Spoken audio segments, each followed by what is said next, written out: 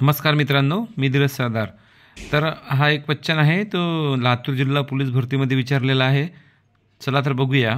एका संख्येचे 9 पट व 5 पट यातील फरक 96 आहे, तर त्या संख्याचे 3/8 पट किती? तर बघा, तर एका संख्येचे 9 पट म्हणजेच 9x आणि 5 पट मायनस 5 पट, फरक म्हटला म्हणून मायनस 5 पट, बरोबर किती दिला आहे? 96। म्हणजेच बघा, 9तून 5 गेले किती राहिले? 4x बरोबर 96, म्हणजेच x बरोबर 96 भागेला 4। तर याचं उत्तर येतो आपल्याला, म्हणजे 4 × 4 4 दूनी 8 आणि 1 4 चौक 16, म्हणजेच किती येणार? 24। म्हणजे ती संख्या किती आहे? 24।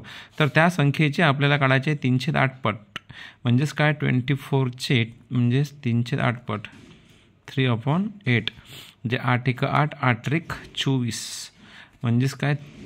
3 × 3 3 × 9, मग ती संख्या कोणती आपली? तर 9 आहे। Okay, thank you.